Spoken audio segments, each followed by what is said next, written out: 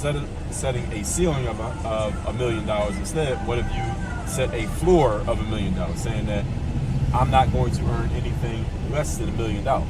Now, first thing you may be thinking to yourself is, well, isn't that just semantics? I mean, you're just changing the verbiage. Is that really changing the situation? Well, if you stop at just words, then you're right. You're not changing anything except changing the words.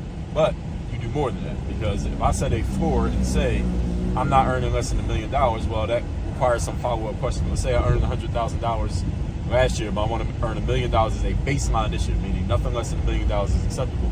Well, I got to ask myself some tough questions, because if I did 100,000 last year and $1 million this year, first of all, I can't just work 10 times harder. I can't.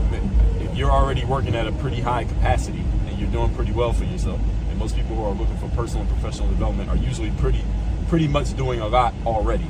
So you can't work 10 times harder unless you're only doing 10% of what you're capable of already. That's the only way you can do 10 times more. You're working at 80%. You can't do 80% times 10. You only got 100% to choose from. And you can't just work 10 times more. So if you're already working 8-hour days, okay, maybe you go up to 12 hours, maybe you go up to 15, but you can't do 10x more. If you're working 8-hour days, no such thing as an 80-hour day. So you can't put in 10 times more time. That's mathematically and biologically impossible.